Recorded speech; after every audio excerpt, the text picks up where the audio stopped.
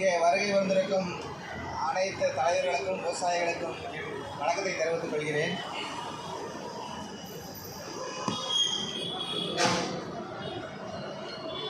பாரதியார் சொல்வதைப் போல தேடி சோறு நின்று பல சின்னஞ்சிறு கதைகள் பேசி மனம் வாடி துன்பம் ஒன்று பிறவாட பல செயல்கள் புரிந்து அரை ஊடிக்குள்ள பருவ மெய்தி பின் மாயும் பல வேடிக்கை மனிதரைப் போல் விழுவ நினைத்தாயோ என்று சொல்வார்களே, அதை போல நாம் நிச்சயமாக போராடினால் அரசு நம்மை செவிசாய்க்கும் என்று நம்புகிறோம். இந்த பாமாயிலுக்கு பதிலாக நிச்சயமாக தேங்காய் எண்ணெயை அரசு செவிசாய்த்து நம்ம ரேஷன் கடைகளில் அனைவருக்கும் விநியோகித்து நம் விவசாயிகள் மற்றும் தமிழக மக்கள் அனைவரும் பயன்பெறுவார்கள் என்று உறுதியாக நம்புகிறோம். நன்றி, வணக்கம். அடுத்து பொங்கலூர் காங்கேயம் வெள்ளகோயில் பகுதி முன்னோடி விவசாயிகள் யாராவது கருத்து சொல்ல விரும்பினால் வந்து தாங்களாகவே கருத்தை கூறலாம்.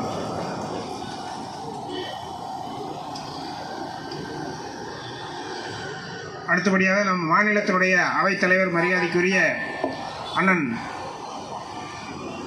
கருத்து கூறுமாறு அன்போடு அழைக்கிறோம்.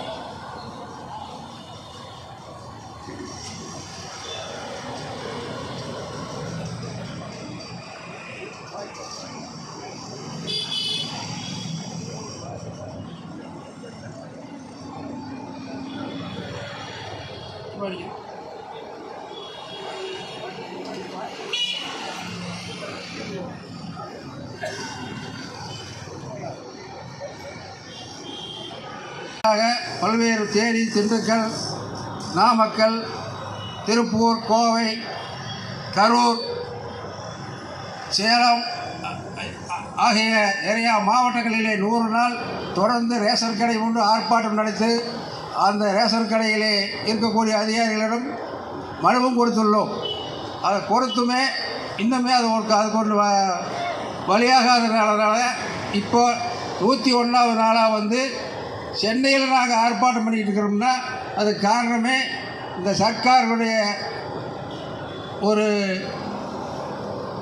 கண்டுகொள்ளாமல் இருக்கிறதுனால தான் நாங்கள் இங்கே மெட்ராஸில் வந்து இங்கே போராட வேண்டிய நிலைமை இருந்திருக்கிறது. இந்த தேங்காய் எண்ணெய் வந்து அதாவது கேரளாவில் அதிகமாக உபயோகப்படுத்துகிறாங்க.